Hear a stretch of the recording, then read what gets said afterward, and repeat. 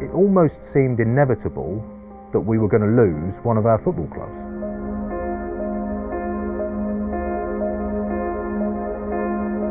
There wasn't going to be a Great Escape season.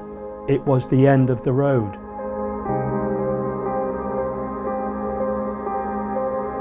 Bailiffs are going to come in. You know, I think they was coming in by the dozen every day.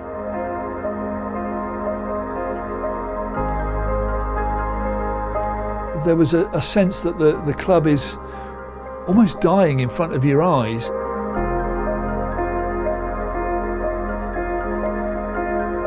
My management career could have been over before it even started, really, if it hadn't have gone well.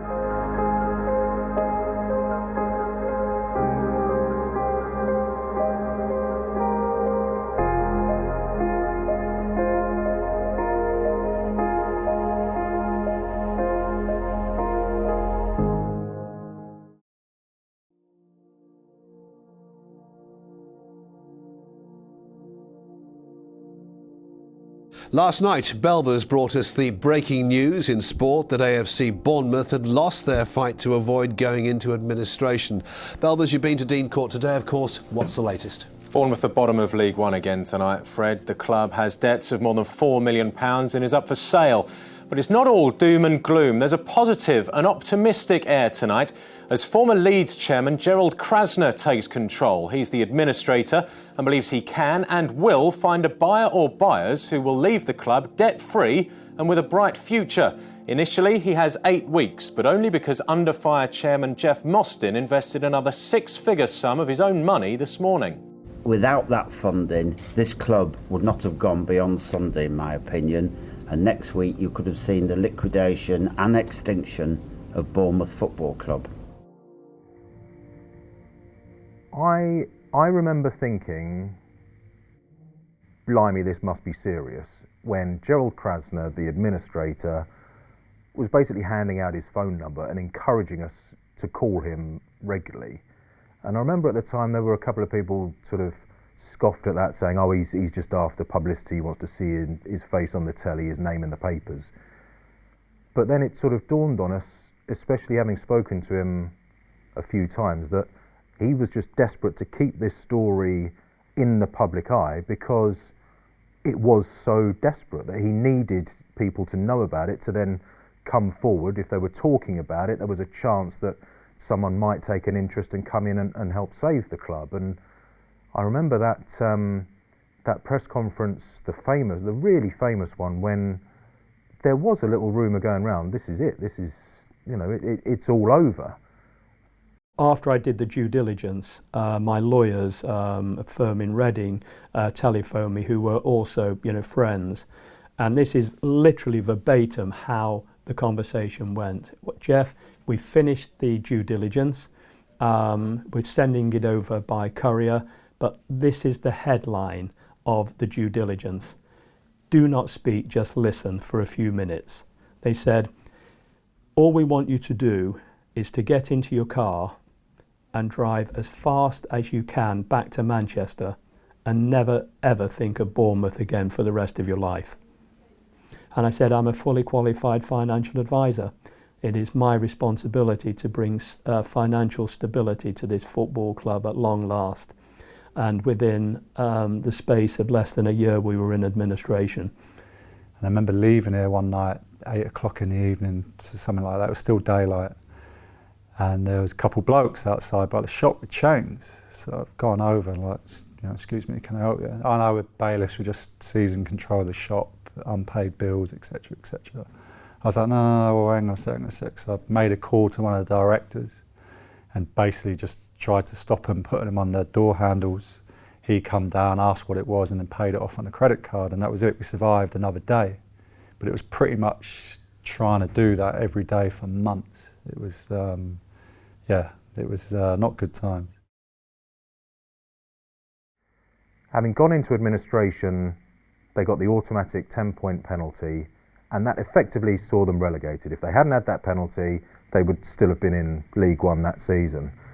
That I just couldn't see any future. I'd already committed to £500,000 worth of funding. There were no buyers coming forward. So, and why would they, when they still had debt? although the administration would give a buyer a clean bill of health, it was decided by the Football League that in order for them to give us the golden share and to start the new season, so here we are, you're going to be talking about the Great Escape season. There wasn't going to be a Great Escape season. It was the end of the road. So on this particular day, my wife and I had decided that, enough was enough. I left home. It was going to be the monthly press conference. And Gerald had said to me, this is what's going to happen. I'm going to need a cheque from you for another £100,000. You're going to stand at the back of the room. I'm going to do my normal monthly press conference, which he was obliged to do. And you're going to nod if you give me the cheque, and you're going to go like that. If you go like that, I will liquidate the club live at the press conference. So I stood at the back of the room with no intention of paying another £100,000. I just literally couldn't. But when the words came out of his mouth as to what he was going to be doing, he expressed this to the press that were present. I just couldn't let the club die. I thought, my God, I've done so much in a very short space of time, however foolhardy that might have been. But I could still, as my words suggested, I could still see there was a future somehow for the football club. So I weighed all this up in a millisecond, and I nodded. Once again, Mr. Mostyn has come step forward and given me sufficient monies so that all the wages are being paid as of yesterday stroke today, together with a number of other bills. It's obvious to me that when push comes to shove, he's been the only guy to have written a cheque to keep this football club alive. During that period, the death threats that I had and my family had, from people I won't mention for obvious reasons, you can never ever imagine how hard it is to feel that your family, and particular wife and children, are at risk because of what you're trying to do to save a football club. Bournemouth did appear to me, to us, that they were really trying to look after the creditors but couldn't pay back everything it owed, and that's where the taxman then said, right, we're not accepting that. They were owed the biggest share of the money, and so because of that led to another automatic penalty from the Football League, and starting the next season on minus 17 points, you thought, well, this is it. There isn't going to be a Bournemouth anymore, because there's no way any club can survive from that situation, and they're just going to keep going down and into oblivion. We'd already been relegated as a result of the penalty we'd suffered the previous season. Without that penalty, we'd have stayed in League One, and now another 17 points. And the club wasn't in great shape. I think a number of us thought, well, the writing could be on the wall this time. This might be just one deduction too many. How do you motivate a team when, even if you win, you're still 3 laps behind on a 4-lap race? We'd been relegated for something that we hadn't done. It was nothing really to do with us. For an outside influence to put us into administration, we hadn't done anything wrong as players, so we were relegated on the back of someone else's decision, nothing that we'd actually done. So then it was obviously a double whammy when you're then going into the next season thinking, okay, well, let's try and rectify it, but you obviously starting minus 17 points, so we felt more than hard done by. I think obviously it was a disappointment after getting relegated the season before, and then when you know you're going to start on minus 17, it's tough, and you're just trying to get as many points on the board as possible to get back to 0, and then you can kind of start the season. And that was our aim, I think.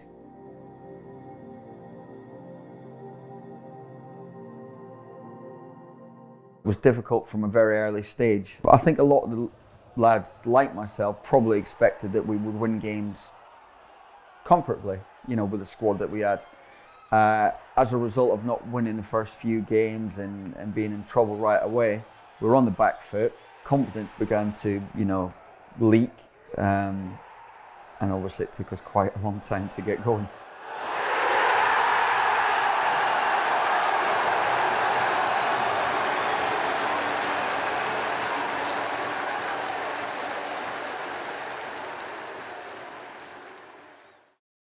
Some breaking sports news for you tonight. And AFC Bournemouth have tonight parted company with their manager Kevin Bond. The decision to replace the 51-year-old was finalised after a lengthy board meeting at Dean Court this evening. The struggling League Two club are expected to confirm the appointment of Jimmy Quinn, the former Reading manager, as his replacement tomorrow. At the start of the season, obviously they'd had the 17-point deduction and the takeover had gone through with Sport 6 had come in, and they were now... it looked as though the club was on a firmer footing. At least the takeover had gone through. Okay, perhaps it didn't transpire that was the case, but a picture was painted that the club had been saved and everything was sorted out. I think Kevin probably knew deep down that there were still issues. He would have known a lot more about the finances than we did. He would have been trying to build a squad on what was a shoestring budget anyway. I think he only lasted, was it 4 games? Yeah. And I thought it was hard done. He was very hard done by.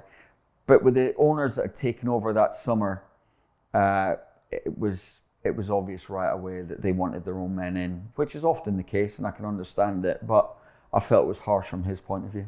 Kevin was somebody who came into the club without perhaps totally appreciating quite how things were in League One, having coached at a higher level.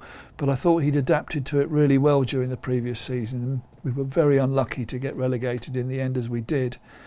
But of course time was against him, and unfortunately he ran out of time.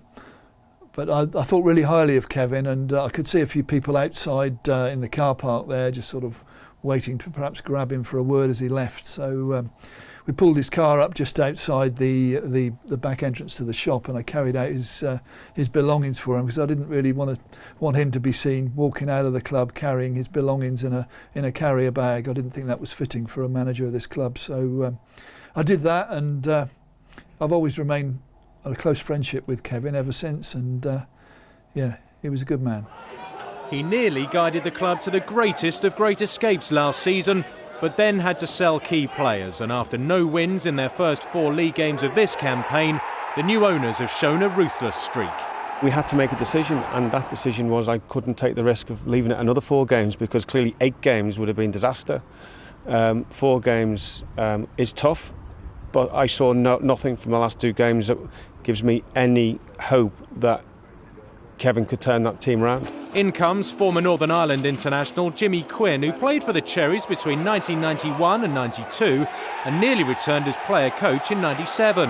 I just feel, having watched the game last week, that we probably need to be a little bit more predictable in our play.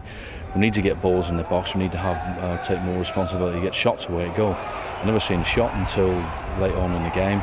I am a players manager. I like players to come in with a smile on the face and be happy. You know, a bit strange really, sort of how it all happened, you know, sort of linked up with Jimmy at Cambridge. Had never really sort of known each other or worked together. Good time at Cambridge, and then, you know, sort of out the blues, Jimmy got offered the Bournemouth job, and, you know, sort of I followed him here on, you know, sort of once he offered me the job and an opportunity to come back, it was obviously something that I was never going to turn down. We were quite excited, you know, nothing against Bondy, but sometimes a change gives everyone a little kick up the backside, so to speak, and, you know, backing it up with a good win at Bradford. I think we were quite excited with the way he wanted us to play, or what we thought he wanted us to play at that time.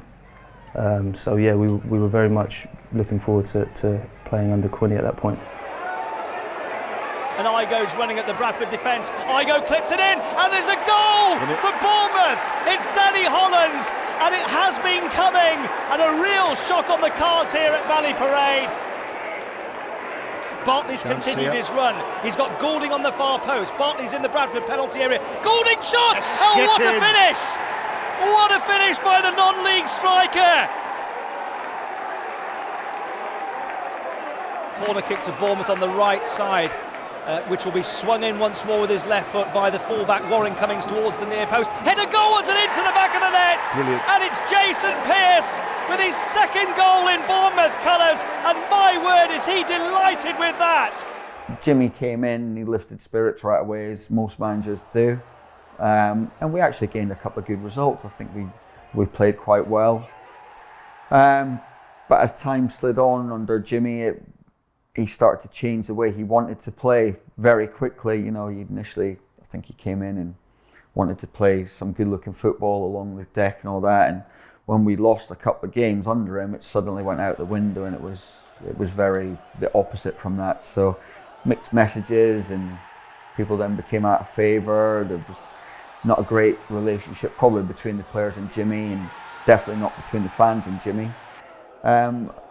Along with the -17, along with the financial misgivings at the football club at the time, it was tough. It wasn't a nice place to be around. It was probably, for a 2-3 month spell, probably the worst time of my time at the club in terms of the atmosphere. You know, there was nothing good about the place at the time.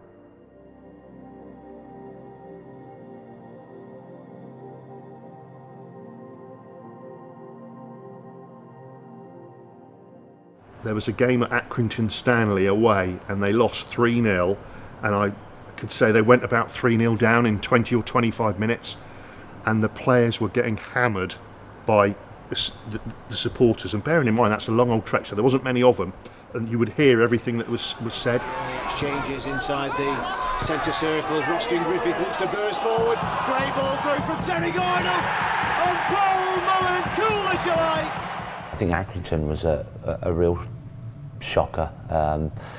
It was sometimes when you're playing games, everything goes right, and sometimes everything goes wrong. And that game, I remember it really did go wrong. And I remember even the fans, you know, having a pop at the lads after the game and things like that. And the lads being pretty upset by it all, actually. And it was quite, you know, a young set of lads, and they really did take it to heart. I think the players within themselves knew that we weren't playing well, weren't playing football the right way. We had to walk past our own fans to get to I think there were temporary change rooms at the time. They had a little porter cabin around the back, and as we walked past, you know, understandably they were hurling a bit of abuse. I think one of our players snapped back a little bit, and Quinny went out and sort of sided with them, which in truth, given our efforts on the pitch, I don't think that went down too well with the lads, that he had publicly sided with the fans against us. And you know, that was just one of those things where there was a bit of friction between us and him. Then, as I said, understandably the fans were showing their frustration, but best thing to do would have been just to walk off the pitch and take it, and then just try and respond in the right way with better performances. I know that Danny Hollands, who may have even been captain that day, reacted to what the supporters were shouting at him, "You're not fit to wear the shirt," or stuff like that. And fair play to Danny Hollands. Right at the end of the game, he came straight over to find me, and he said, "I want to apologise for my behaviour today to those supporters who I realise have travelled all this way to watch us. They deserve better, and I was bang out of order with what I did." At that time, after the game, I remember it being just very low, everyone being down, quite defeatist, and you know, you're thinking, it's going to be that one of them seasons, and everyone wants to stay in the Football League, so it was a difficult time.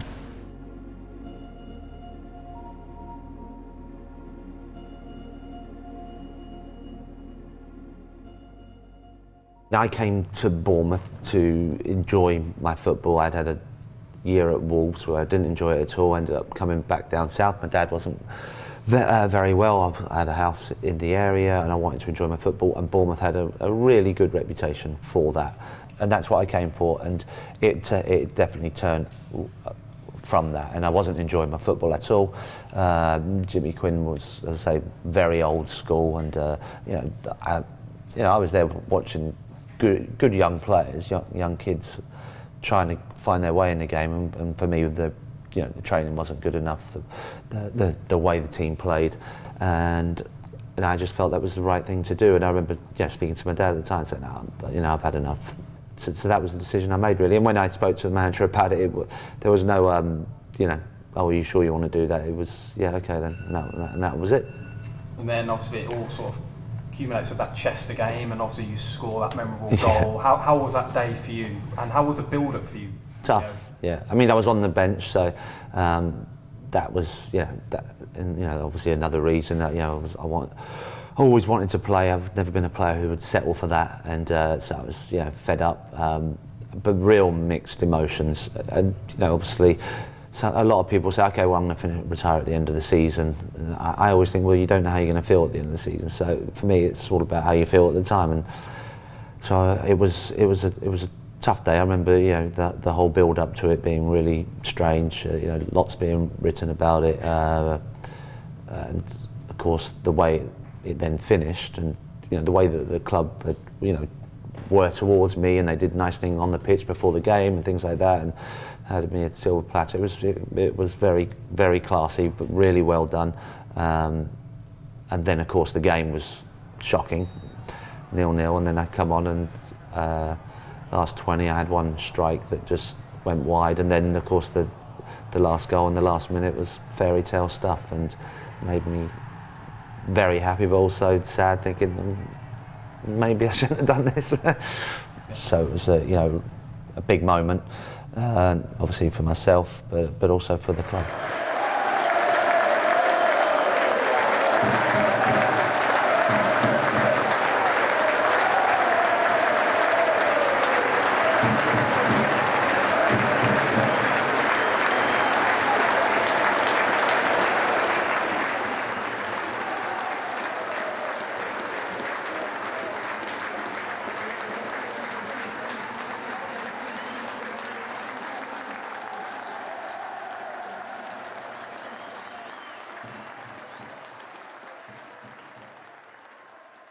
We've always been well known for playing attractive football here, but the football we're playing now, we were just scrapping.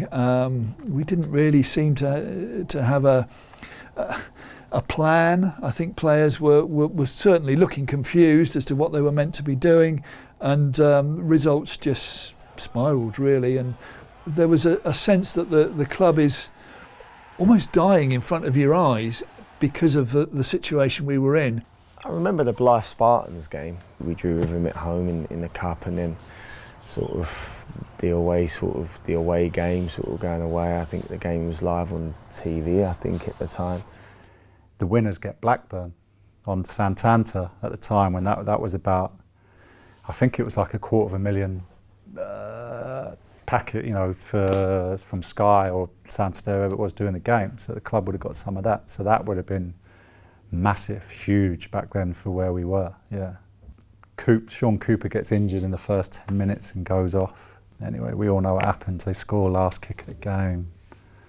One of my lowest moments in football. You were just fervently hoping that something would happen to turn the corner, to help us turn the corner. But I think we probably reached as low a point as we've reached for a long time in that particular season. And then there was a game against Barnet, which was the most awful game, really. And I've been coming here since the 1960s, so I've seen a few. But that was, that was awful. And in the end, it proved to be a turning point because, of course, Jimmy was dismissed on New Year's Eve. The new year brings a new manager and a new owner to AFC Bournemouth. Out goes Jimmy Quinn. After 4 months and 24 games at the club, he was sacked on New Year's Eve, with the Cherries still in the bottom two and in grave danger of dropping out of the Football League. Chairman Paul Baker has also gone. He sold his share in the club to a consortium headed by Bournemouth-based businessman Adam Murray. Former defender and first-team coach Eddie Howe takes charge of the side at Darlington tomorrow and will be given the job full-time if results and performances improve.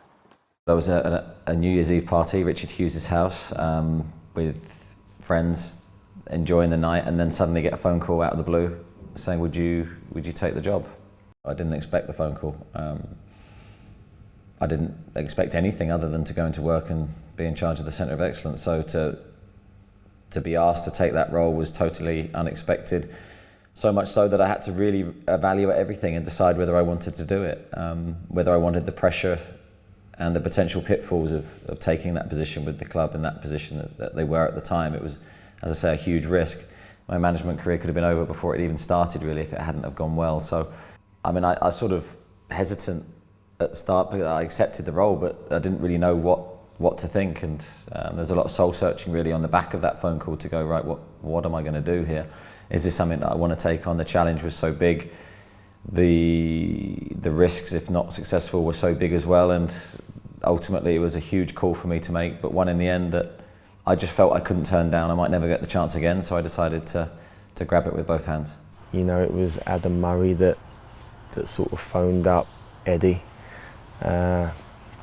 and said to him about, you know, sort of taking over sort of on a temporary basis. You know, Adam sort of felt he was a good person that knew the club, you know, sort of had the club at heart, and you know, obviously knowing Ed's traits is, you know, a real hard worker, dedicated.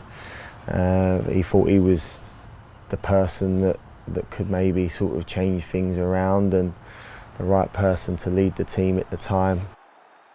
When they offered his job and said about, you know, who do you want to sort of be with you, then, you know, Ed said I'd only take the job if, you know, I could have Cherries, which was nice. Very quickly though, you begin to get your head around the idea, and you begin to understand the sacrifices you're going to have to make, the change of psychology really. I think when you go into a role that big, I think your whole mindset has to change and be devoted to the role. So very quickly, I think even in those first few hours, I was beginning to plot what I was going to do and how I was going to do it. I think one of the first conversations I had with Adam when I decided, yeah, I'm going to take the role, was Mark Mosley's future.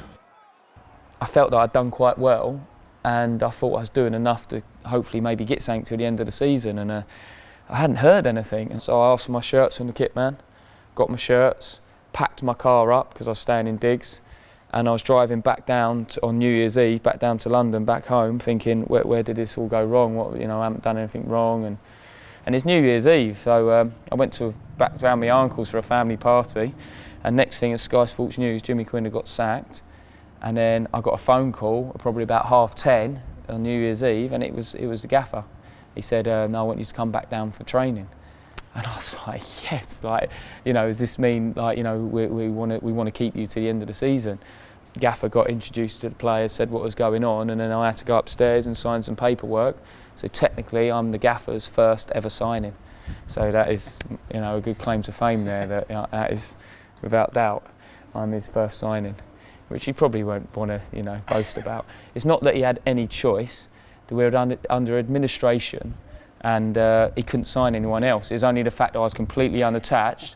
I think he probably had a pool of players of about 5 players over the whole country, and I was probably the best of a bad bunch. Without knowing Mark, I hadn't seen him play really. So it was big calls, and then of course I needed my staff. So Jason Tyndall had left with Jimmy, so that was a massive call. Who was going to have around me? All these things are pivotal to your success or non-success as a manager. So your physio team, your goalkeeper coach, all these things that people sometimes take for granted. I had none of that. So formulating my team was probably behind the scenes the biggest job I had immediately, and then choosing some of the players that were going to come on the journey with us.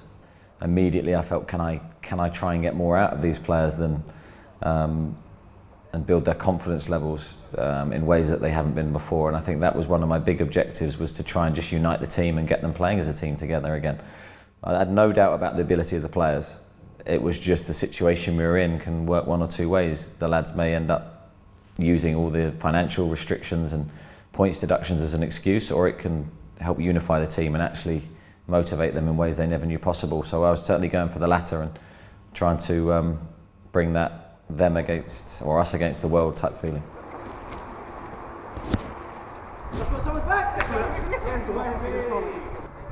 Unbeaten, 2 out of 2. Who else is unbeaten? We need a wild card then. Who else? You paying me? Give us one more, Jace. Coops has got to buy into the next round. Very quickly, he galvanised the squad. You know, a squad that was still miles away from being close to being safe. He galvanised us very quickly. He got us organised. He got the work ethic. He got good shape about the team. The unfortunate thing for him, I think, the 2 games that we played initially, we didn't get a result.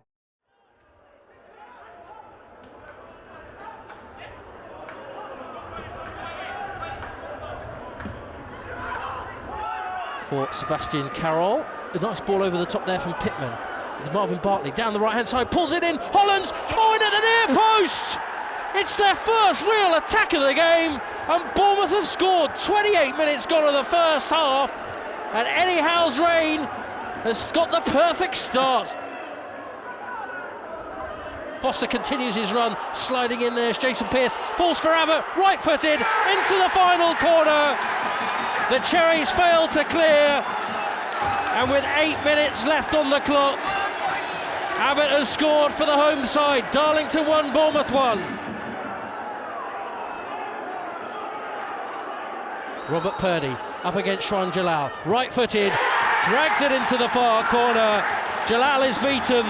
Heartache for the Cherries at the death. 2 minutes into injury time. Darlington 2, Bournemouth 1. I remember sitting at the back of the stand at the Darlington, looking at the dugout, thinking, wow, you know, there's Eddie Howe, the lad that I used to watch as a 14, 15-year-old playing in the youth team. Never been in management before. Okay, was one of Kevin's coaches, but you know what a baptism of fire it is for him coming to Darlington. I can't remember how well Darlington were doing, but there was a massive ground and a really sparse crowd, and he was almost on a hiding to nothing, and you just thought, you know what, it's going to take some sort of miracle work to get them out of this. And are you going to be able to do this, Ed? Well, rather you than me, I probably would have thought. Yeah, I remember feeling very isolated, and that's no disrespect to my staff, but just that feeling of being very much on your own as a manager. You live or die by the result, and the result went against us, and I remember that horrible feeling of losing, which hasn't gone away. I remember not really feeling comfortable in my position. Just haven't done it before, and it was the first time, so everything was new. So I felt that was going to take a little bit of adjustment for me. I felt the players gave everything in the performance. They tried to win, we didn't win. And then it was focus on the next game, really. Long throw coming in there, left foot strike. Oh, it's past Button. Well, he took it on the rise. A left foot strike, and the home side have the lead totally against the run of play. 17 minutes gone, Rotherham 1, Bournemouth 0. The Rotherham game especially was difficult. I remember after the game feeling very low. I remember the Bournemouth supporters weren't happy, possibly at the situation rather than the team or myself, but just being very unhappy about the predicament of the club. I remember very much feeling responsible for that feeling. So although I was only 2 games in, I now took on all of that responsibility. I remember the lads gave a good performance. We could have got something out of it. We didn't. And I remember that feeling again of despair when you lose, and the second game in a row, and almost a moment where you go, where do we go from here? At the time, you know, we hadn't been given the job sort of on a permanent basis immediately after that game. So you're thinking, sitting on the bus, long journey back from Rotherham, you're thinking, you know, Ed's going to get a phone call from Adam and say, you know, thanks very much, but you know, we feel you've, you know, done a great job for us, but we've got such and such coming in on Monday to take the club forward. But that wasn't to be, and you know, instead Adam phoned up and said, I've seen enough in terms of the performance of the guys, that they're with you, they're on your side. I, you know, sort of want to make the appointment permanent. You know, we've got a lot of confidence in Eddie. The job's there now for him to lose, as opposed to a caretaker, and he's eager to get started as well, and we're looking forward to him producing results on the pitch. In hindsight, I can see why Adam did what he did. I'm sure he saw it as a way of trying to unify the team and get behind the one manager, rather than the players thinking, right, we're going to change again, and all the uncertainty that brings. So I wasn't expecting it. It was probably the last thing that I did expect, and I did have to question Adam when he rang me and said, I'm going to give you the job permanently, and not out of disrespect, but just out of respect, actually, that are you sure you're making the right decision? Are you sure this is the route you want to go down? And he was certain that it was the route they wanted to go down, and again, because of his confidence and belief, I decided to back that, and was very proud to be named permanent manager. Yeah. Okay. Well, I'll just wait for him to call you then. Bringing in new players is always difficult. Cheers, Big N. Welcome back. Yeah, I'm really glad. Thank you, mate. But this morning, the manager did land a player who could prove to be his masterstroke. Steve Fletcher has signed until the end of the season, returning to the club where he's regarded as a legend. We need results, we need to pick up points quickly. I think Fletcher will help us do that. I think the boys here already will enjoy having Fletcher in the side, so no, all positives, and hopefully we can start the game well. Howe and Fletcher are friends away from football. Cherries fans will be hoping that together they can bring a brighter outlook at Dean Court. Well, Ed and I spoke on the phone, must have been a day or two after he got the job, and I jokingly asked him what his thoughts were on myself returning to the football club. My heart sank for two reasons really. One, the thought of coming back here after spending 15 years previously. Been away for 18 months, so like you say, a year at Chesterfield, six months at Crawley. The second factor was having to go into the office of Steve Evans and even contemplate talking to him about it, never mind persuading him. Basically going to him and saying, I don't want to play for you anymore, in no uncertain terms. I don't want to play for you anymore, I would love to go back to Bournemouth. That wasn't the case, but obviously I'm saying that as it is in black and white, but I remember having conversations with my friends and family and asking them what they thought, and most of them were saying, don't go back to Bournemouth where you had an amazing 15 years, because it's never the same when you go back, and you'll undo everything you did, and 10 points adrift. They're going to go into the conference or maybe out of football because they haven't got an owner, they haven't got anyone working there who's going to back the club. They're probably going to go into liquidation, so everything was saying don't go back, and my friends and family trying to be realistic. My wife just said to me, do what you feel. What do you feel in your heart? And I said, in my heart, I want to go back. I had a light bulb moment. I think it was on the way to win a game, I remember it, and suddenly I just felt this huge urge to bring him back for so many different reasons. His playing ability, his character, his ability to unite people, his popularity with the supporters, so many plus points, that when that light bulb did go off in my head, that I had to make it happen. Signed the documents, and then the manager was like, come on Fletch, we've got to get out.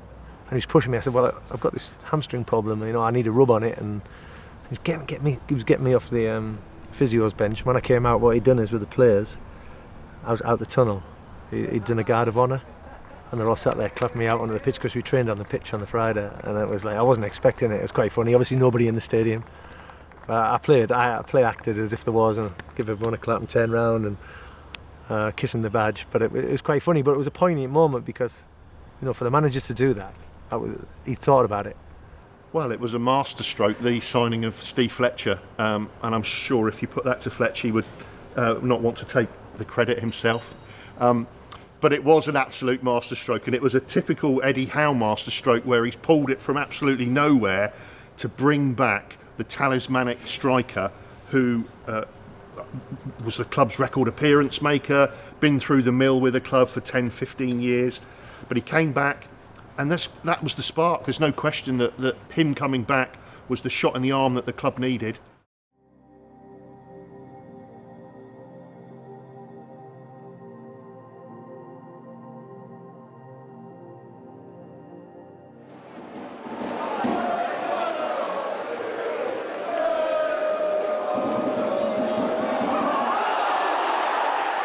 I remember going 1-0 down due to a mistake on our part, and remember that feeling of where do we go from here? We've got it all on. Wickham at the time, I think, we're top of the league or very much high in the division, and we knew we had a huge task on our hands. And then I remember Brett's goal very well. I remember the celebration when he ran over to us. Little things like that mean so much when you're in the position that we were in.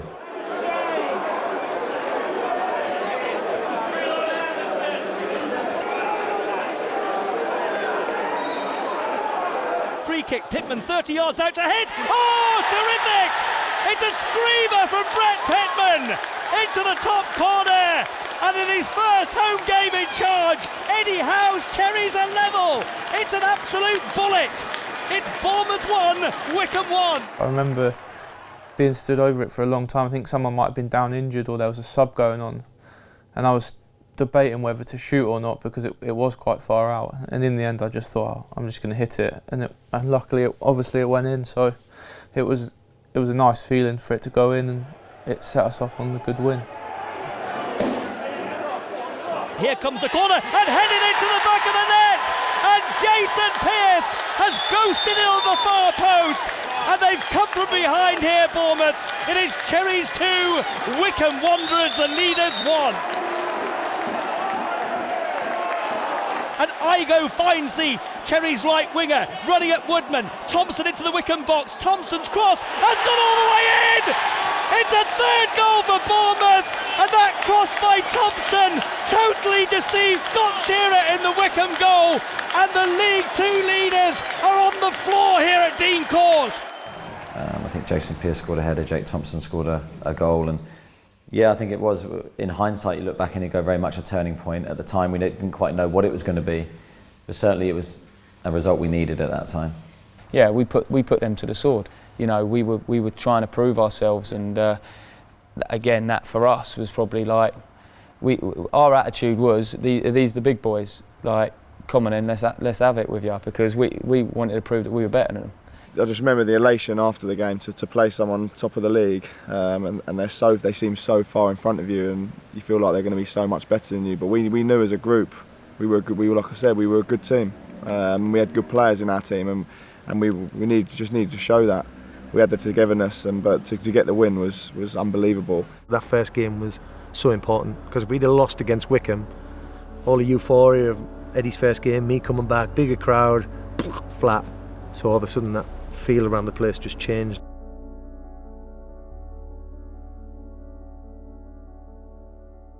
Lincoln away, yeah, that's one I will always remember for various different reasons. I think I actually drove up to that game, and I remember having a bite to eat outside and meeting some of the supporters who were beginning to smile more, beginning to get a little bit of encouragement from recent results. And anyway, we went on to this terrace at Lincoln, which was probably the coldest, windiest terrace I've ever been on. And most of us were huddled up in one corner to try and get out of the wind. Flicked on there, and Gesson with the header over the top of Button. Unfortunate deflection to begin with, but it was taken with aplomb. I remember the start of the game, it started me left midfield. I remember the gaffer shouting out to me, Mark, are you all right? You all right? I was running up, I had a quick winger, and I kept trying to track back to help out, and I was getting forward, and my legs were like going. It took me a while to get him going. He's going, you all right? You all right? And I was thinking, God, he's getting on me. I'm running around like, you know, and fortunately I received the ball in a throw-in and managed to drop a shoulder. So I took a really early shot from a long way out. It was about 35 yards. And it literally bounced in front of the keeper and went in, took him by surprise and scored. And it sort of got us back in the game. So we went 1-0 down. It went to 1-0, and then we went 3-1 up. And it was just like, you know, we are starting to really hit the ground now. We're playing really well. And then we literally conceded 2 goals in injury time, and they were soft goals. It was 2 mistakes, unfortunately, for a young goalkeeper who come in on loan. You know, who's gone on to be a great goalkeeper and as part of the process. But when you're bottom of the table and you are scrapping and dying for anything you can get, you know, and that was like... We were obviously gutted after the game because 3-1 up with about 8 minutes to go. We were cruising really, and obviously the goalkeeper's made a couple of errors which can happen. But yeah, I remember being out in the change rooms after, the lads being quite low at that point. These experiences actually in hindsight made us stronger. If everything had been easy at the start, I think, well, the story wouldn't have been as good, for one, but also who was to say we would have got there? You know, I think those knocks that we had along the way were very powerful reminders of how volatile football can be.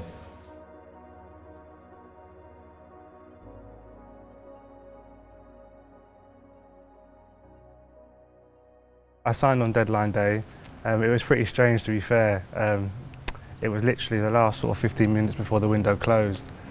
And Weymouth, you know, as a sort of typical non-league club, you know, tried to pull a fast one where I had to sign a waiver of my money owed to me, my bonuses, and you know, and my I think it was 4-6 weeks wages.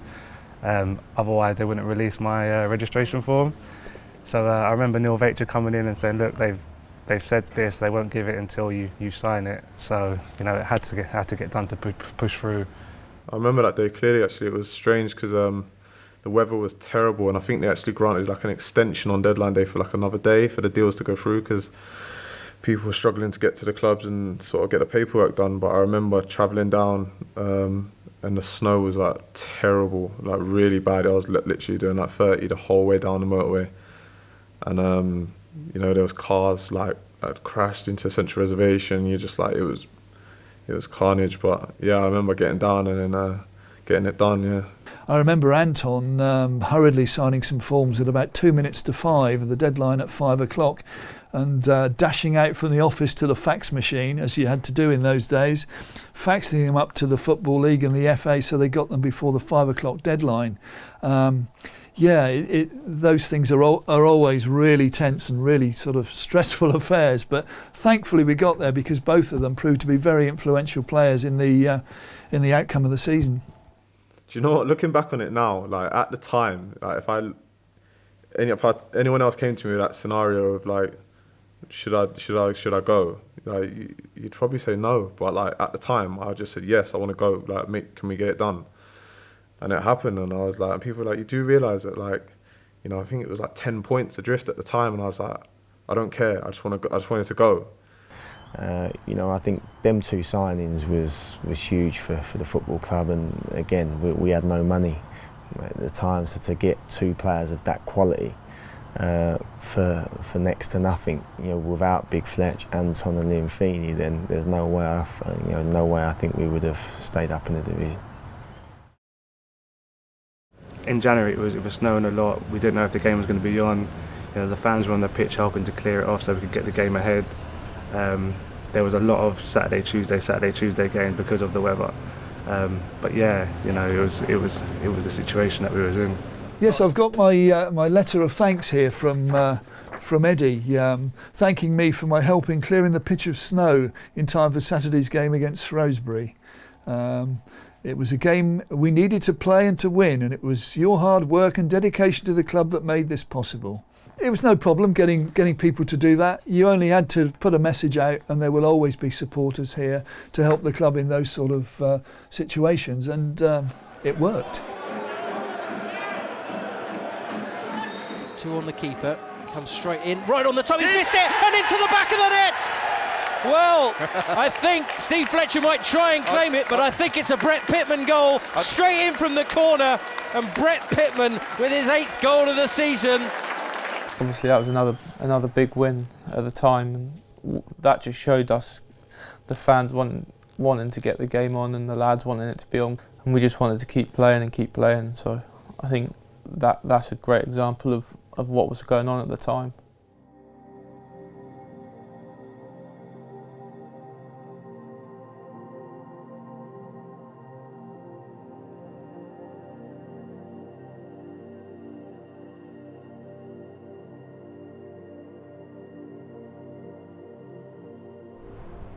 I can remember it. I was sub, probably partly because of my form, but partly because I was injured, and it was 0-0. I think it was March time, I could be wrong, 0-0, 10 minutes to go, and I think Ed was going to bring me on and almost like go with extra attacker and try and get the win, because it was that stage of the season when we needed wins. Draws probably weren't enough. I think they missed the penalty at 0-0 near the end, and then as I say, I was coming on, and then as I was coming on, I think Brett scored the winner late on, so from going from possibly no points to 3 points, and I remember sitting back down, but that's football, and that was a game where the momentum kind of swung in our favour. You know, sort of missed the penalty, you think, you know, okay, we ain't lost the game, we come away with a point, and as you say, you know, Bretty goes up the other end and scores, and the emotions and everything, you know, in such a short space of time is, you know, massive roller coaster, and you know, it was a great feeling that, you know, again, you know, we got a little bit of luck, they're missing the penalty and come away with the 3 points.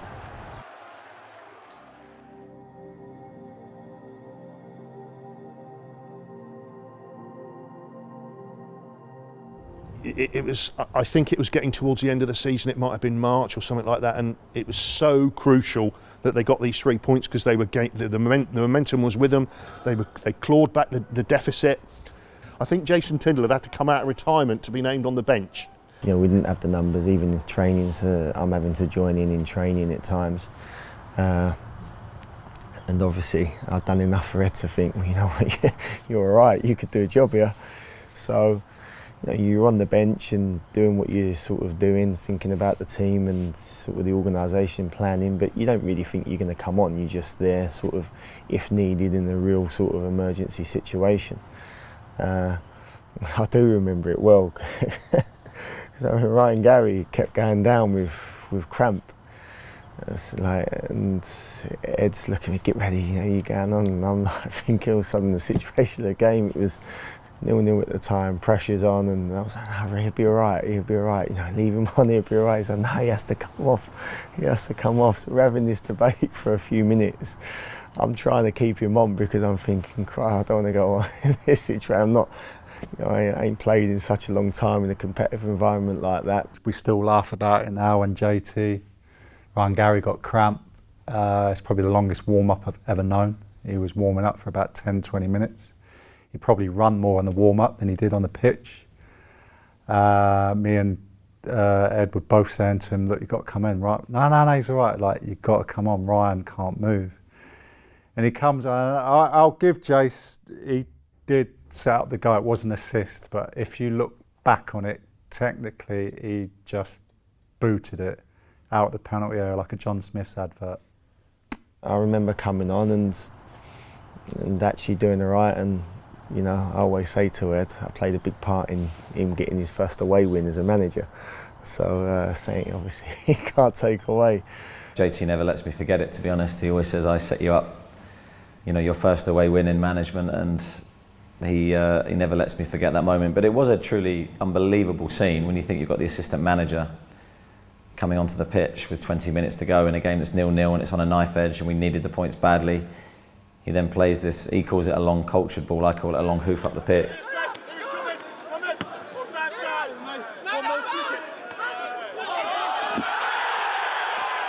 Molesley, one on the right, he's got two in the box if he can get it in here, Mark Molesley. Into the penalty area he goes, still running Molesley, low shot! Oh, Mark Molesley has won it for the Cherries in the last minute with a stunning individual goal!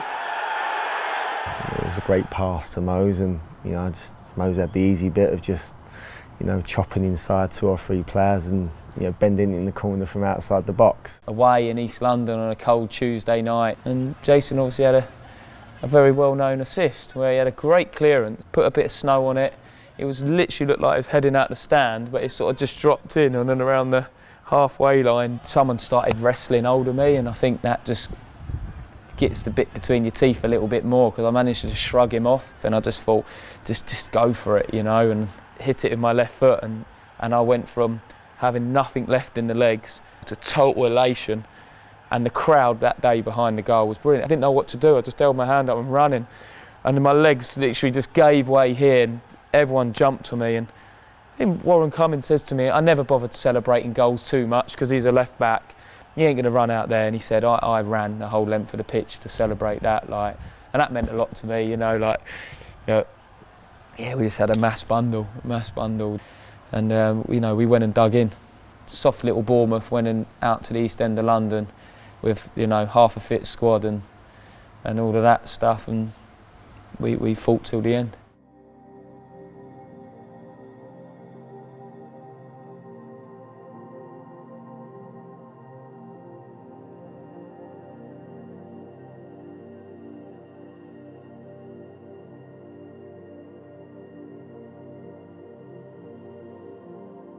There's a poignant moment in the season, or from when I came back to the end of the season, when I went from, in the one game I went from thinking this won't happen, we've reached a point and we ain't going to go any further at half time, to the full time thinking, nah, we can do this. And it was Exeter away.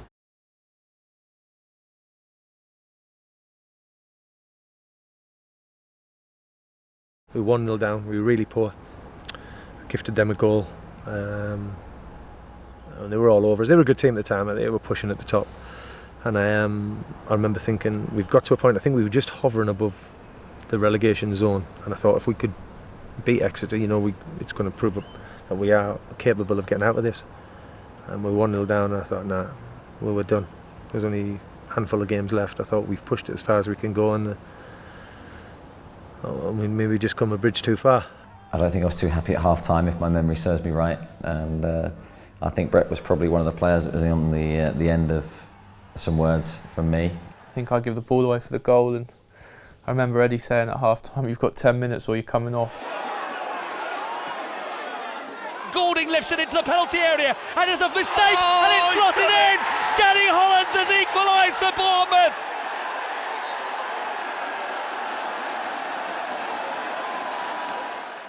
And then I hit the bar with a long-range shot, and then obviously scored that goal from the edge of our own box. I remember nutmegging the first one, and then the second one, and just thinking I'll carry on and see where I go, and the finish was actually the easiest part in the end. And it's going to fall on the edge of the box into Pittman's path once more. Still he goes round 2 players. Oh, what a goal by Brett Pittman! That was magical. Talk about any Brazilian. Pittman went round 4 players and kept his cool and slotted under Jones. And Bournemouth have come from behind. It is Exeter City 1, Bournemouth 2. I remember the fans behind the goal and us celebrating like we stayed up or won the league. It was Brett was so important for us, and I think that's shown with the career he's had and the goals he scored. He was superb, and that goal was brilliant. Just showed us the way he went past nearly their whole team, I think, and then put it in. That was a top night, and one that does stick in the memory, to be fair. What I loved about that game was our response, though. Was the outcome of the second half was one of our best performances of the season. So a really big win for us on the back of a really disappointing first half display. So the lads showed real character. Bournemouth are moving out of the relegation places in League 2 tonight. It has been a magnificent evening in Devon for Eddie Howe's Cherries. It was never easy finding money to pay our bills, unfortunately. We tried to get services provided locally that we could basically pay off through tickets, which worked to a degree. But there was one Thursday evening when we suddenly heard that the bailiffs had come into the club shop and had removed all the stock from the shop. And they'd also taken some tills, and I believe some tills belonging to Black Label and other areas of the stadium. So there wasn't anything we could do about it. We just basically had to stand back and let them get on with it. I remember getting treatment late one evening, and the club shop was literally, they were just taking all the stock out of the bailiffs and that, and it was almost like I was almost told, like, don't say nothing, keep, like, we obviously didn't want it coming out. So like that was another thing. It was just unbelievable what was going on. We didn't want to make the supporters aware of the situation to make things worse, so we invented a leak in the roof of the shop, removed some tiles from the ceiling and sort of roped the area off, and we played the line that there had been a leak in the shop. We'd had to remove the stock for safety, and it would return as soon as the leak could be sorted. And we got away with that for a few days, and we were able to get the stock back certainly within a week or so, thankfully. But it was just a reminder of, you think you're beginning to make progress, but at any stage you were vulnerable to this sort of act, really. I remember we used to get paid by cheque. So it would literally be in the morning, get paid by cheque, and some of us would literally be dropping tools and racing down to the bank, first come, first served, to get it paid in. You look at it now and think, what the hell, why were we doing that? But we just had to do what we needed to do. To think we had a football club where on one occasion the landlord had put locks on the door on match day, so really prohibiting us from playing a game unless we paid what was due. Wherever we turned, we were hit with, no, you've got to pay cash because we don't trust that you'll pay. You'll then see people you don't know coming to the club, taking stock from the club shop, from everywhere really, and a lot of uncertainty in terms of wages, when they're going to be paid, when they're not going to be paid, and players historically do not like being in that situation. No one does, I believe. So it's a moment in the club's history where everything was uncertain. You're getting about 50% of your wages, so credit card. It was literally maxing out your credit card. I stopped my mortgage payments I can only do 3 months. That was the max you could do, like a month a year. So the last 3 years I put them all together, did the 3, so stop doing that, but you were accruing interest. It was just keep going. I think this club kept me going because what was happening off it, I just came in here and buried my head in, and you sort of telling yourself there's always light at the end of the tunnel. But this went on for a long time and it was like, where is that light? The things that I say, you know, people think it's joking, and you know, we literally waiting in the change room after home games for the crowd money to be counted up so they could divvy it out and give it to us, so, you know, give you half your wages to keep you going and things like that. You're turning up to the ground and they're putting padlocks on stuff, you know, can't train here because of this, and you've got to go and train over there. You know, you'd have to get a plastic cone and collect the dog muck and chuck it away and do all of that kind of stuff. But that was something that we were used to. With days gone by at Bournemouth, we always used to now and again have to train over there. But yeah, we got shipped around here, there and everywhere. You were getting blacklisted by hospitals, wouldn't want to treat you, surgeons, medical companies wouldn't want to sell you stuff. But I've been in the game since the late 90s with my previous club, so I built up a good relationship with them people. So with the surgeons, some of them I was getting players in and they weren't telling their secretaries, and look, just get it done and sort me out after.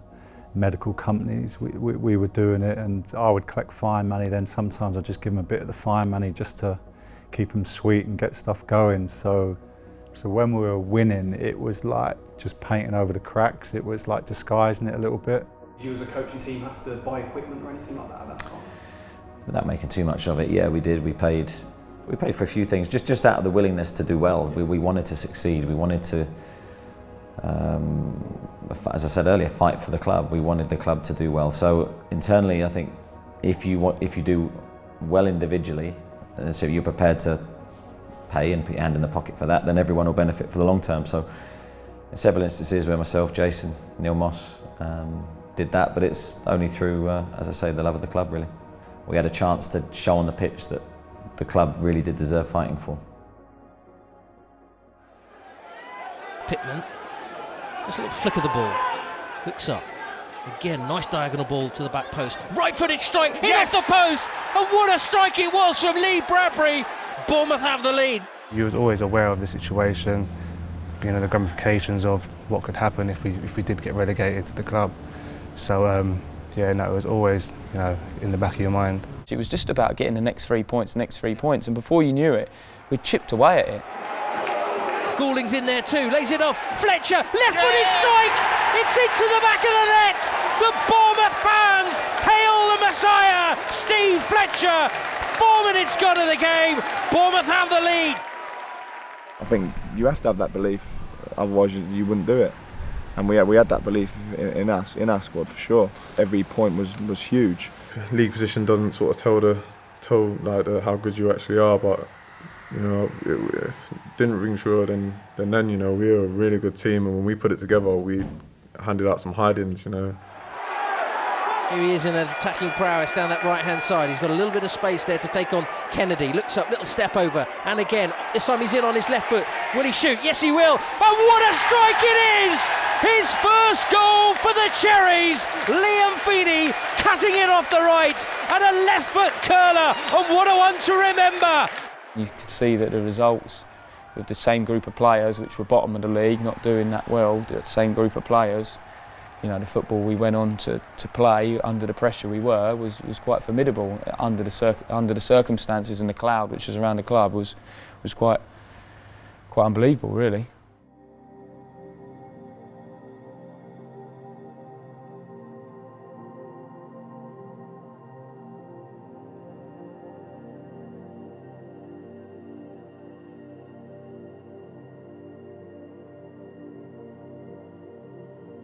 It wasn't often that we had sort of bad results over an extended period, you know, so 2 on the bounce is probably, you know, quite rare for us. We were flying and Brentford beat us 1-0 at home, and it deflated us. And every time we made 2 steps forward, we'd take 1 back, and teams below us would then win. We were in a good run of form at the time, and you're thinking go there and pick up points. We knew how sort of valuable and important the points was at that time, and to not get no points from both them games, The Brentford game at home was really disappointing.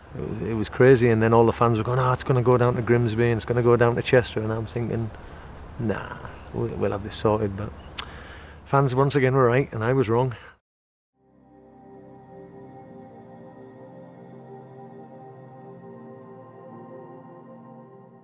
Bournemouth have been stretched to the limit this season. Having clawed their way clear of trouble, 4 defeats in the last 5 matches have sucked them back towards danger. We all, I think, had a feeling it might go down to the wire. We certainly hoped it wouldn't. We're going to the Chester game with confidence, actually, with our last 2 performances, and hopefully we can get the job done. Bournemouth have 3 games to save themselves, and their next 2 matches could decide their fate. Tomorrow's trip to Chester is followed by a home game against Grimsby. It's our livelihoods on the line, and the players know that, and the club knows that. So it's a big game, but I think the boys are focused, and Eddie's going to get us prepared for it. Failings off the pitch cost Bournemouth relegation last season. It would be too cruel on players and fans alike for it to happen again. Chris Temple, BBC South Today. The Chester game was massive for us in terms of it was the game where whatever team won had a strong chance of staying up. So we knew the amount of pressure that was on that game. Also staying away, travelling to Chester, there was a lot of time to yourselves to reflect and think about the game, which resulted into nervous energy. You felt the pressure that day. I remember feeling the pressure that day, thinking, gone from nothing to lose, loving every minute of it, to all of a sudden, no, I've got a chance to actually achieve something. So I went with nothing to lose to everything to lose at Chester. I don't think you'd be human if you didn't feel nerves at that moment in time. We knew the importance of the Chester game. I remember before that game, I think we tried to take the lads, I think we did some team building event to try and relax them before the 2 games. I think it was a moment where we just felt, take them away, do something different rather than training. I think that may well have helped us just relax a little bit. I remember before the game feeling incredibly anxious at what was at stake. I remember travelling to the game, and on the coach it was about a 20-minute journey from the hotel to the stadium. Must have had about 40 cans of Red Bull because I was absolutely bouncing off the walls. Not that I recommend having Red Bull, but I needed it at my age. And there was just a great vibe on the coach, and the boys were so psyched up. I've never seen us so psyched up. And I remember doing the team talk because I used to do the huddle before the kick-off when the ref blew the whistle. After we'd done the 2 captains with the toss, I'd get the lads together and I spoke to them. And I remember the manager saying, you can be part of history. And I reiterated what the manager had said. And it was just such a good feel. I mean, I know they're just small little minor details, but the grip around the lads in the huddle, everyone was tight, it was strong. You could feel the energy, the buzz. And I just come out of that huddle, said what I said, and just thought, I know this is going to be a good day.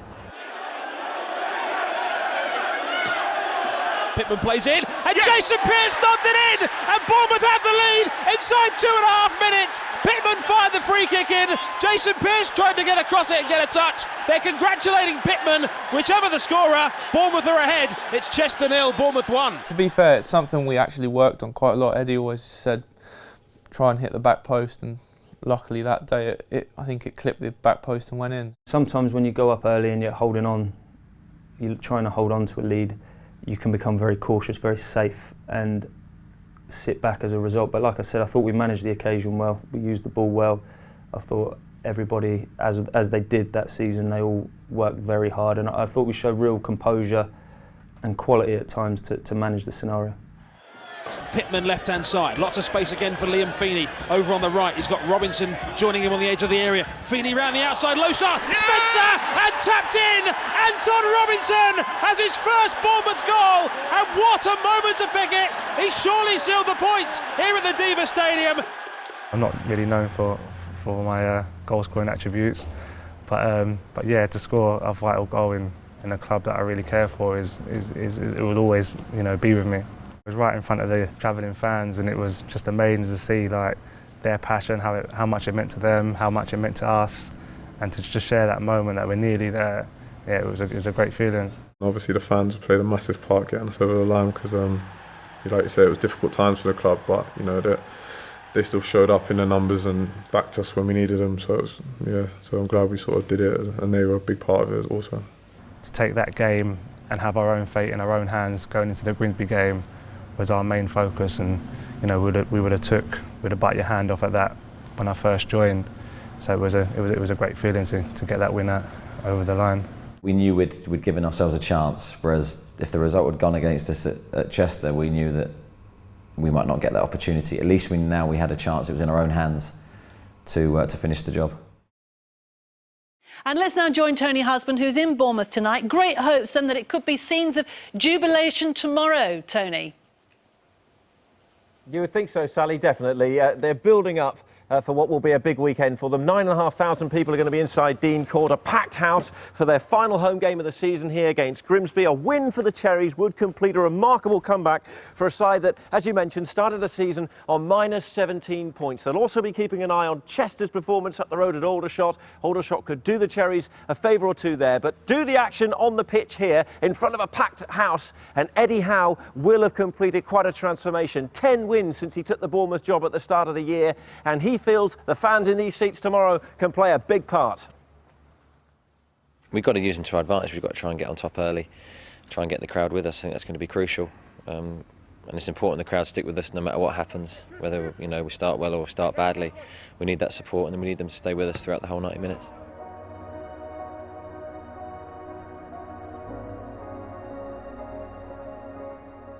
Remember at the time thinking that the players could go down in history as the team that saved the club. What a powerful statement that is to make, and if you can achieve that, then I do believe those players will be remembered forever. Remember, the manager said, just don't get complacent, go out and do it, just finish it. He didn't really have to say too much. He didn't need any big long speeches, or we all knew the magnitude of the game, what it meant to the football club. A win guarantees survival, and you've achieved the impossible. What nobody else thought you would achieve. Probably 90% of the population of Bournemouth never thought we'd even get down to the Grimsby game. Needing to win to stay in the Football League.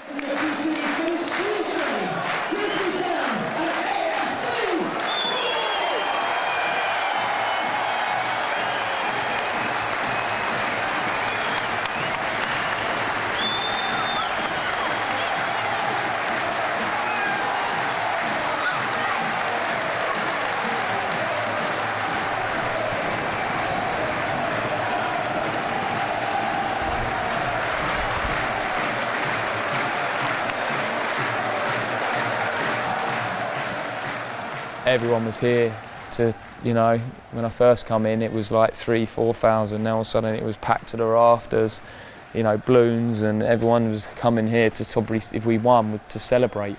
You were slightly nervous, you always get slightly nervous before games, and also it was a sellout. It was the first time playing in front of a sellout crowd at Dean Court, and it was rocking. It was great. So as soon as the whistle blew, it was exciting to play in, and you were driven to get the result.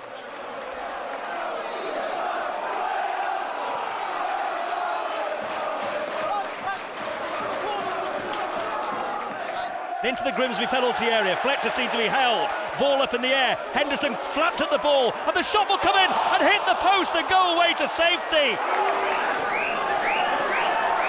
Clever work by Molesley. Lofts it into the middle and headed just wide of the post. Jean-Louis Akpro, left side of the Bournemouth penalty area. The Frenchman taking on and going round Gary. Akpro's crossing the far post. Conlon's header and nodded into the back of the net. And Grimsby have the lead here. It was a really live wire attack by Mike Newell's side, and it was nodded in on the far post. And I think the final touch was some Jarman.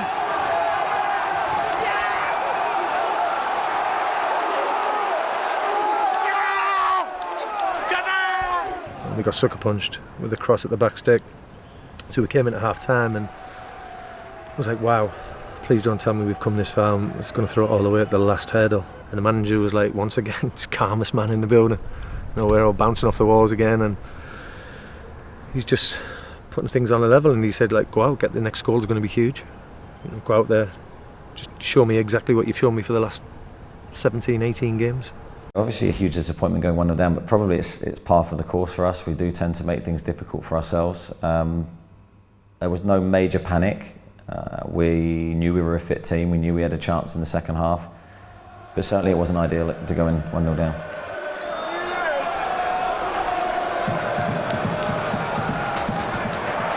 Bournemouth come forward again with Pittman, and Pittman threads it to Hollands, who's onside, and Hollands hits the crossbar and falls to Feeney, and Feeney has scored at the start of the second half. Never say die. AFC Bournemouth, Liam Feeney has given the Cherries a lifeline, and we're barely a minute in. It's Grimsby Town 1, AFC Bournemouth 1.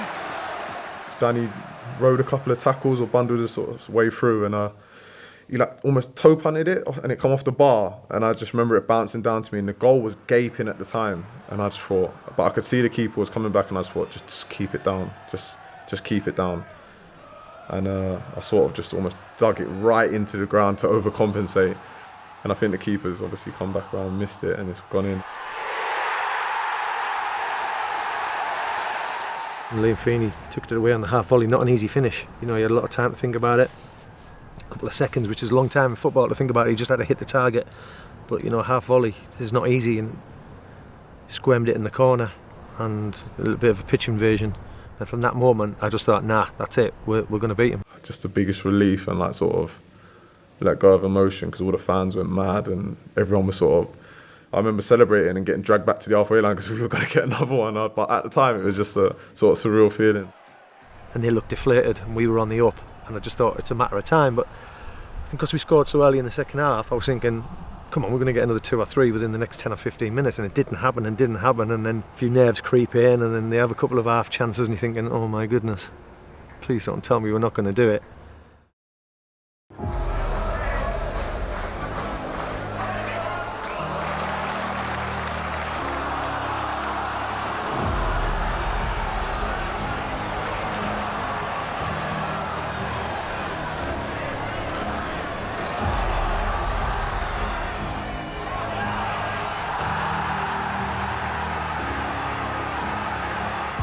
If there's ever a time in my 20-odd year career to score a goal, it has to be now.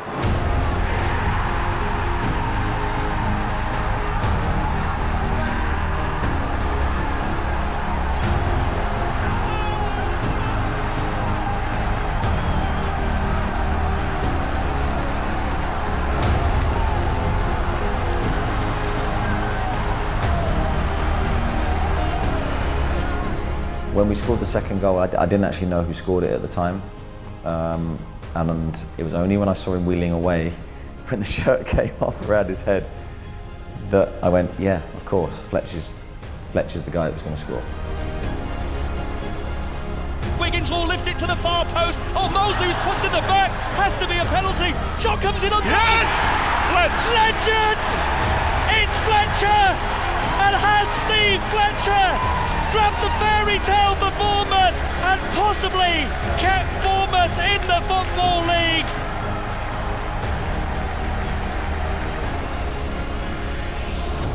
When the ball hit the net, you know, I think it was the loudest roar I think I've ever heard at the stadium at that particular time.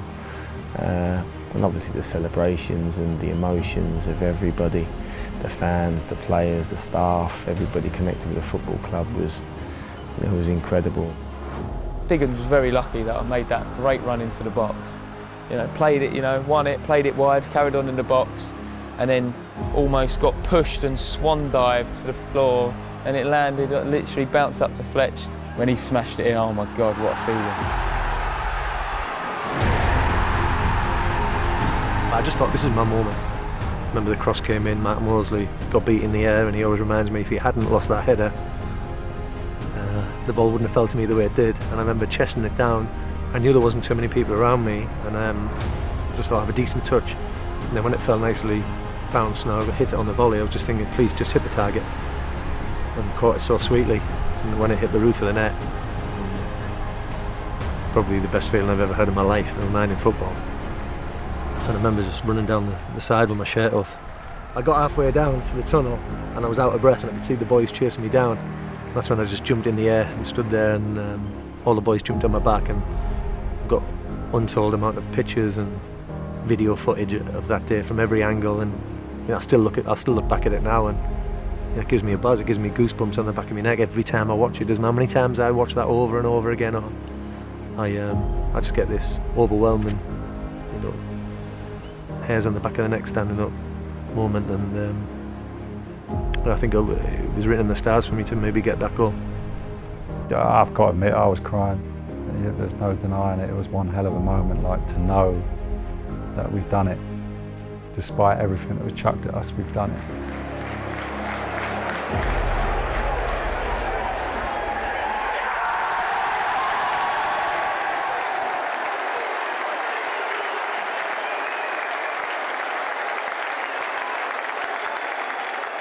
Looking back, it's just an incredible way to stay up, and the scenes obviously after to do it. It's just unbelievable.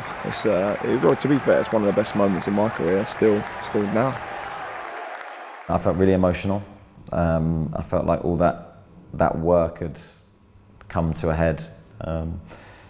We'd achieved what we wanted to do from a position of feeling it was almost impossible to achieving it was, and all the hard work that everyone had given. I felt hugely emotional and a lot of pride for the players and what they'd given the club. So a huge mixture of emotions. Did you happen to cry that day? Yeah, no, I did. Yeah, I'm not afraid to admit it. I think it was more just as the final whistle was going. I felt, as I said, very emotional, and my family were there as well. So it was a very special day.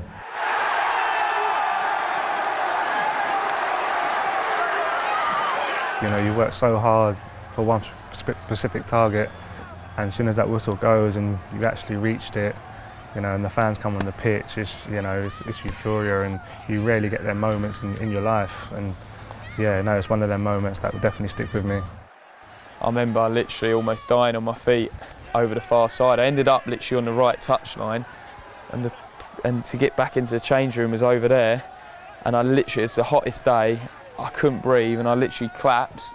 The time I went to get up, all the crowd were on the pitch, and everyone grabbed you, and I literally couldn't breathe. I was just getting suffocated. It took me about 5-10 minutes to get through it, I finally managed to get a few hands off my throat. Everyone was grabbing me back. But I loved it. It was brilliant. I wanted to stay out there with the fans all night. What a day! That is without doubt my best moment in football.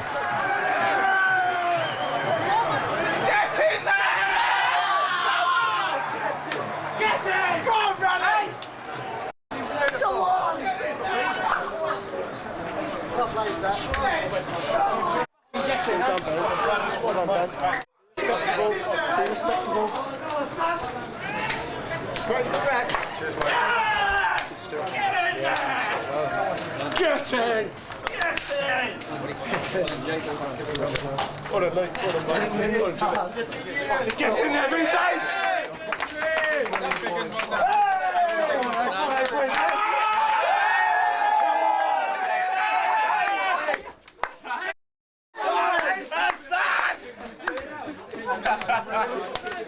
We were applauding the players as we came off, and then I went down into the dressing room briefly afterwards, and there was a lot of emotion there, a lot of emotion. I think all the anxiety started to tell, and suddenly you could release that, and there were tears from players, staff. Yeah, I think we were all quite emotional.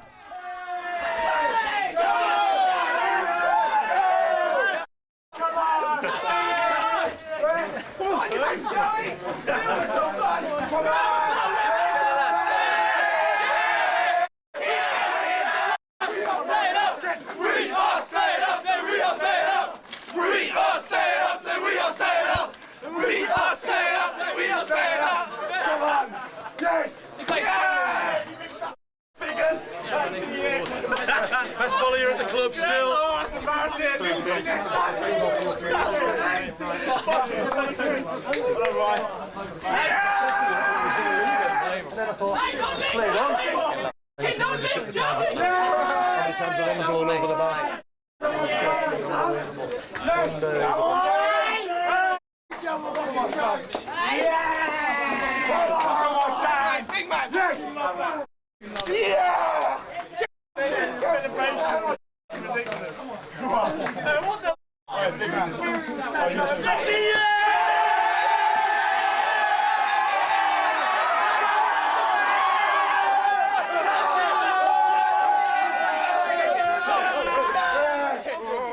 to win that game and to see what it meant to everybody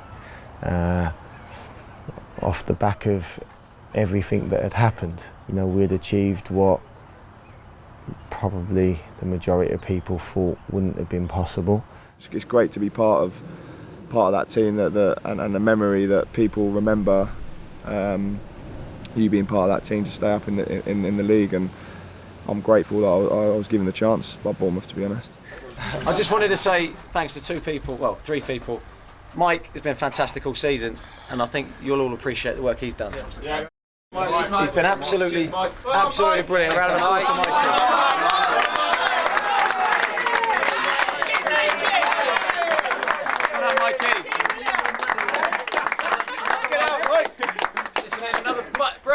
Another person I want to thank Steve.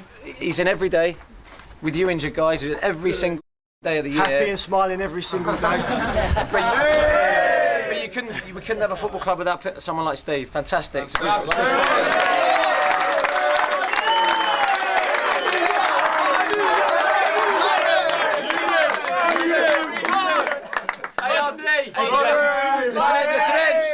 AJ comes in for nothing. Give her a round of applause. And also Joe and Vince, you know, have been around it a long time. Vince has been a great help to the goalkeepers. I'm sure Joe and Pricey would like to say thank you for all the hard work he's done. A round of applause for Vince and Joe.